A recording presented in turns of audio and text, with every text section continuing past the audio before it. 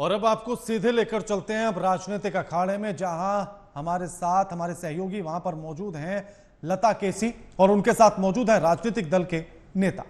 लता। बिल्कुल, राजनीतिक अखाड़े में जो है गहमा गहमी का माहौल तो बना हुआ ही है राणा साहब, लेकिन जिस तरीके से अब जो तस्वीर लगातार बनती हुई दिखाई पड़ रही है, हंसी मजाक का माहौल भी अब साफ तौर पर दिखाई पड़ रहा है, क्योंकि जिस तरीके से सुबह से जो रुझान सामने आ रहे थे, अब उन रुझानों को लेकर तमाम तरह के जिक्र हो रहे हैं। मेरे साथ जो है 3 पैनलिस्ट यहाँ पर बैठे हुए हैं। हांडा साहब मेरे साथ है, डॉक्टर अजय तिवारी जी मेरे साथ है, और एनसीपी अजीत गुट के नेता भी मेरे साथ हैं, डॉक्टर विमल शर्मा जी। तो सबसे पहले मैं हांडा साहब आप ही का जिक्र करूंगी, क्योंकि सुबह से जो हवा चल रही थी बहुत तेज थी बीजेपी की, लेकिन अब जिस तरीके से अब जो है आधा दिन समय निकल चुका है, अब जो कांटे की टक्कर दिखाई पड़ रही है, क्या जवाब दीजिएगा इस पर? और इंडिया गठबंधन ने ऐसा कहाँ कमाल कर दिया कि आपकी कॉम्पिटिशन में आ गई? सबसे पहले तो आपको, मेरे आदरणीय को पैनलिस्ट को और आपके चैनल के सभी प्यारे प्यारे दर्शकों को भारतीय जनता पार्टी की तरफ से मेरे यानी डॉक्टर आशीष का प्यार भरा नमस्कार। सुबह से हवा नहीं थी, सुबह से आंधी थी। आंधी थी मोदी जी की, आंधी थी मोदी लहर की, आंधी थी बाकी सब जो है देखते रह जाएंगे, और मोदी का परचम, बीजेपी का परचम भगवा फिर से देश भर में लहराएगा। और मुझे खुशी है इस बात की कि वो कंसोलिडेशन हो गया है, और वो आंधी अब धीरे धीरे सेटल होके एक सटल हवा में बदल गई है। और बहुत मुबारक हो, बहुत खुशी हो, बहुत शुभकामनाएं हो सभी देशवासियों को कि मोदी जी फिर से देश में तीसरी बार पीएम के रूप में नेतृत्व करने के लिए, कार्यभार संभालने के लिए तैयार हैं। और ये भारत का सौभाग्य है कि मोदी जी जैसा नेतृत्व उन्हें मिल रहा है। हाँ, कुछ लोग ऐसा है जो इसको बीजेपी की, मोदी की हार के रूप में कहना चाहेंगे, लेकिन मैं ये कहूँगा कि आप ये समझिएगा कि अगर मैं ये सोच के क्रिकेट के मैदान पे उतरा कि मैं आज डबल सेंचुरी बनाऊंगा और मैं डबल सेंचुरी नहीं बना पाया, 151 रन नहीं बना पाया, तो क्या मैं इस बात का मातम मनाऊं कि डबल सेंचुरी नहीं बना पाया, या इस बात की खुशी मनाऊं कि मैंने अपने देश के लिए फिर से एक और सेंचुरी जड़ दी? आप सोच के देखिएगा, मोदी जी के नेतृत्व में जहां पे कहा जाता था कि एंटी इनकम्बेंसी होगी, तीसरी बार है, नेहरू जी के 1962 के बाद किसी ने ये फेट रिपीट नहीं किया, Modi ji has become the only leader in the history of Indian politics after Nehru ji. और नेहरू जी के टाइम पे और आज के टाइम पे कितना मुश्किल हालात हो चुके हैं। तब कहां होता था ये फॉल्स नैरेटिव और फॉल्स प्रोपोगेंडा करना? कहां होता था? ईवीएम होता ही नहीं था खैर। और कहां होता था लोगों का इलेक्शन कमीशन पे इतना इल्जामबाजी करना, सुप्रीम कोर्ट को कटघरे में खड़ा करना, हर एक चीज पे डाउट करना? ये साइकोलॉजिकल वार गेम्स कहां होती थी तब? लेकिन आजकल तो हर चीज पे विक्टिम कार्ड प्ले करना, साइकोलॉजिकल वार गेम खेलना, लोगों को धमकाना, लोगों को बहकाना, गलत नैरेटिव सेट करना। और आज मोदी जी को हराने के लिए क्या सिर्फ देश भर की विपक्षी पार्टियां लगी हुई थी? कहते हैं ना, तालाब के एक तरफ जब सब जानवर इकट्ठे हो जाएं और दूसरी तरफ समझ लेना चाहिए शेर ही होगा, तभी ये भेड़िया, तभी ये लोमड़ी, तभी ये गीदड़, तभी ये हिरन, तभी ये ज़ेब्रा, ये सब इकट्ठे एक घाट पे पानी पीने आ गए हैं। तो वो 56 इंच की छाती वाला एक अकेला सब पे भारी, उसको हटाने के लिए इन सबको एक होना पड़ा, इंटरनेशनल कम्युनिटी का सहारा लेना पड़ा। कभी पेगासस का नाम लेके, कभी झूठे नैरेटिव वैक्सीन को फैला के, कभी सीए का गलत नैरेटिव बना के, कभी इलेक्शन कमीशन पे डाउट खड़े करके, कभी सुप्रीम कोर्ट में ईवीएम और वीवीपैट का चैलेंज क्रिएट करके, कितनी जगह तो। हांडा साहब, कहीं ना कहीं आपको लग रहा है, हालांकि जो आप ये कह रहे हैं कि पेगासस का मामला हो, चाहे फिर तमाम अन्य तो जो आरोप लगा रही थी विपक्षी पार्टी, क्या कहीं ये समझा जाए कि ये जो आरोप लग रहे थे वही भारी पड़ गए क्या? क्योंकि आप आंधी की बात कर रहे हैं, अब जो आंधी सुबह से चल रही थी वो मध्यम हवा में बदल चुकी है, तो क्या इसका कारण मान रहे हैं? अगर हम उत्तर प्रदेश की बात करें, जो कि आपका गढ़ है, 80 की 80 सीटें लाने का आप दावा कर रहे थे, वहां पर आप सोचिए कि आप सपा से कॉम्पीट कर रहे हैं, आप बहुमत तक नहीं पहुंच पा रहे हैं, तो क्या इसको कैसे देख रहे हैं? देखिएगा, इसको मैं इस तरीके से लेता हूं कि कई बार तो ये भी कहा जाता है विपक्षियों द्वारा कि भाई हमारे नेताओं के अंदर कॉम्प्लेसेंसी आ गई, ओवर कॉन्फिडेंस आ गया, या मोदी के ऊपर एक बहुत ज़्यादा निर्भरता आ गई। देखिए, इन सब पहलुओं के ऊपर पार्टी की इंटरनल कमेटी जरूर चर्चा करेगी, जरूर विश्लेषण होगा और डेफिनेटली विल बाउंस बैक, इसमें कोई डाउट की बात नहीं है। पर हाँ, ये कहीं ना कहीं चिंता का विषय तो जरूर रह सकता है कि जो हमारी अपेक्षाएं थी, अगर उन अपेक्षाओं के हिसाब से अनुरूप हमारा रिजल्ट नहीं आया, लेकिन हमें खुशी फिर भी इस बात की तो जरूर है कि चाहे कुछ भी हो जाए, लेकिन ऐसे में चाहे हमें अपने साथियों का, सहयोगियों का साथ लेके ही एनडीए सरकार बनानी पड़े, अगर बीजेपी को बहुमत 1% को ना आए, 99% आएगा, हमें उम्मीद है शाम होते होते 272 का आंकड़ा पार करेंगे, लेकिन इसके बावजूद भी हमारे जो समर्थक हैं उनमें कभी किसी को ये डाउट नहीं है कि मोदी ही हमारा नेतृत्व करेगा। अनलाइक इंडी गठबंधन, जिनका ना नेता एक था, ना नेतृत्व एक था, ना नीति एक थी, और सबसे बड़ी बात ये समझिएगा कि जब वो खुद को गठबंधन कहते हैं तो क्या उनका मैनिफेस्टो तक भी एक था? अगर कहीं वो जीत के आ जाते तो बताइएगा, गरीब महिलाओं को 1,000 रुपए महीना देते जो कि अरविंद केजरीवाल ने कहा था, या 8,500 रुपए महीना देते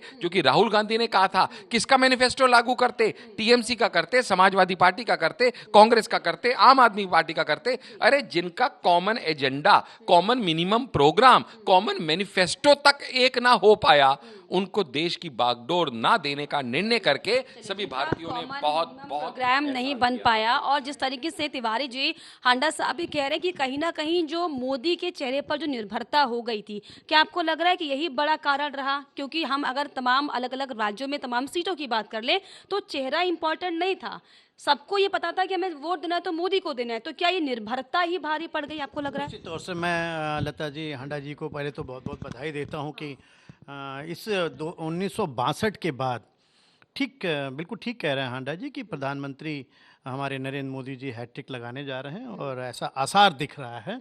इसके लिए मैं हांडा जी को ही नहीं पूरे देश को बधाई देता हूं। लेकिन मैं फिर कहता हूं कि जो इन्होंने कहा निर्भरता, वो निर्भरता के अलावा कहीं ना कहीं भारतीय जनता पार्टी की उन कार्यकर्ताओं की उपेक्षा भी है, जिसमें कांग्रेस के लोगों को साथ ला करके 10-6 बार के सांसदों को टिकट दे करके नए कार्यकर्ताओं को सही ढंग से पेश नहीं किया, जिसका कारण है कि आज भारतीय जनता पार्टी इस स्थिति में आई है। जरा सोचिए कि अगर इसी भारत देश के अंदर मध्य प्रदेश में इंदौर जैसे इलाके में नोटा पर 1,95,000 वोट पड़ रहा हो, सोचिए कि एक नोटा पर अगर 1,95,000 वोट पड़ रहा है तो क्या नैरेटिव है? वो कोई नैरेटिव नहीं है, वो कहीं ना कहीं किसी ना की कोई पीड़ा है।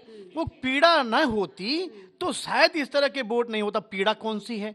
पीड़ा हो सकती है युवाओं का, हो सकता है बेरोजगारी का, हो सकता है महंगाई का, हो सकता है उनके बहुत से ऐसे काम जो नरेंद्र मोदी जी कर रहे थे, जो नरेंद्र मोदी जी कह रहे थे, उसे सही ढंग से इम्प्लीमेंट उस सांसदों ने नहीं किया, उन विधायकों ने नहीं किया जो उनके नाम पर जीत के आए हों।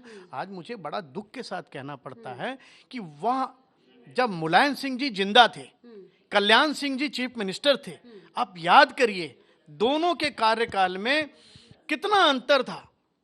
एक मंदिर के लिए वहां पर मुलायम सिंह यादव जी की टीम को बार बार कहा जाता है गोली चल गई, और ये 2024 के चुनाव में राम मंदिर का उद्घाटन होता है। उसके बावजूद भी अगर वहां पर भारतीय जनता पार्टी सक्सेस नहीं हो पाती है तो ये चिंता का विषय है भारतीय जनता पार्टी के लिए, ये पार्टी के लिए चिंता का विषय है। और लोग ये भी कह रहे हैं, आरएसएस के मोहन भागवत जी का अपना 25 सितंबर 1925 का किया हुआ कार्यकाल आज भारतीय जनता पार्टी को यहां पर लेके आया है। और मैं दावे के साथ कह सकता हूं कि इस देश की महिलाओं ने ज्यादा से ज्यादा, जो भी बंटवारा हुआ है वो पुरुषों में हुआ है, महिलाओं में उतना नहीं हुआ। महिलाओं ने जितना दिल खोल के, जितना प्यार मोदी जी को दिया है, मैं इस देश की महिलाओं को लिए कहना चाहता हूं कि इन महिलाओं ने भगवान के नाम पर, ताकि इस देश में अभी तक आज तक कोई ऐसा प्रधानमंत्री नहीं बना जिसने मंदिरों का, धार्मिक स्थलों का जीर्णोद्धार किया हो। ये नरेंद्र मोदी ही थे जिन्होंने ब्रह्मा मंदिर का किया, केदारनाथ का किया, बद्रीनाथ का किया। लेकिन असर इसका दिखाई नहीं पड़ रहा। उत्तर प्रदेश में खासतौर पर राम मंदिर का जो प्राण प्रतिष्ठा हुआ, जिस तरीके से भव्य तरीके से किया गया था, और ये पूरी छवि और तस्वीर बन चुकी थी कि इस बार 24 तो इन्हीं का है। मिशन 80 का जो राग बीजेपी अलाप रही है वो 100% जा रही है, क्योंकि राम मंदिर जो कि लोगों की आस्था से जुड़ा हुआ मुद्दा था, उस पर बीजेपी ने काम किया बहुत तेजी के साथ, लेकिन इसका असर नहीं दिखा। क्यों नहीं दिखा? और इसके अलावा जिस तरीके से आपने कहा कि निर्भरता ज़्यादा थी, हंडा साहब ने कहा, और जो चेहरों को लेकर हम बात करें, ब्रजभूषण का चेहरा कैसरगंज सीट से वो वहाँ पर से सांसद हैं काफ़ी लंबे समय से, अभी भी जो है, हालांकि परिवारवाद, मतलब मैं ये जानना चाह रही हूँ कि बीजेपी जिस तरीके से परिवारवाद की बात करती है, जिस तरीके से विपक्ष पर हमला बोलती है, क्या उन्हीं के जो दावे थे, जो वादे थे, उन्हीं पर भारी पड़ गए? क्या परिवारवाद का जिक्र बार बार होता है? और अगर बीजेपी में देखें तो कैसे सबसे बड़ा एग्जाम्पल परिवारवाद का, क्योंकि ब्रजभूषण को नहीं दिया, उनके बेटे को टिकट दे दिया, फिर आप कैसे इसको रेक्टिफाई कीजिएगा? आप अपनी पार्टी की अगर बात कर रहे हैं, आप कैसे अपनी छवि को रेक्टिफाई कीजिएगा अगर आप इस तरीके से खुद ही आप कार्यकलापों में? नहीं, आप बिल्कुल ठीक कह रही हैं लता जी, आप बिल्कुल ठीक कह रही हैं। ये जो नैरेटिव जो गया है, ये युवा जो है ना, आज युवा की संख्या ज़्यादा है और युवाओं की संख्या आज दुखी बहुत है, चाहे वो रिजल्ट के आउट होने की वजह से हो, चाहे उनकी बेरोजगारी की वजह से हो, या मनरेगा जैसी स्कीम में बिल्कुल हाथ न बटाना, उसे ख़त्म कर देना। बहुत सी ऐसी चीज़ें हैं जिससे युवा पीढ़ी तो नाराज़ था ही, और महिलाओं के अकेले वोट देने से भारतीय जनता पार्टी बन तो जाती नहीं। लेकिन आपको एक चीज़ तो मानना पड़ेगा कि इस देश पर जो महंगाई है, 5 किलो अनाज हो सकता है। अब देखिए, पहला चरण का चुनाव हुआ तो वो हुआ राम मंदिर के नाम पर, हिंदुत्व के नाम पर। दूसरे चरण का चुनाव हुआ तो वो हिंदू मुस्लिम में बदल गया। जब तीसरे चरण के चुनाव में हम पहुंचे तो तीसरे चरणों में संपत्ति और देश की बात होने लगी। चौथे चरण में नॉनवेज की बात होने लगी। पांचवें चरण में जब आप पहुंचे थे तो पांचवें चरण में लोगों ने टकाटक फटाफट किया। सॉरी, छठे चरण में ही हुआ। पांचवें चरण में तो मतलब जो है वो नॉनवेज की बात की गई।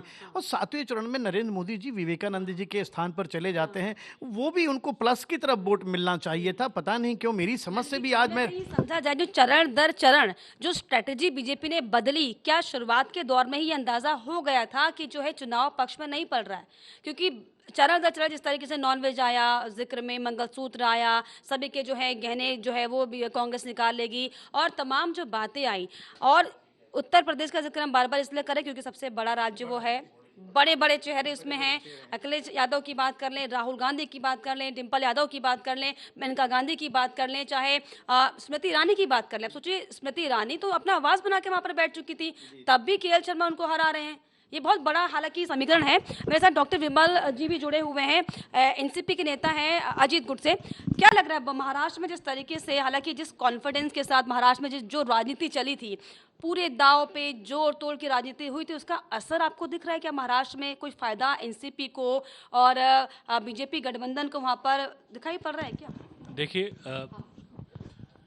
जनता ने अपना विश्वास भारतीय जनता पार्टी पर 14 में भी दिखाया, 19 में भी दिखाया और अब 24 में भी दिखा रही है।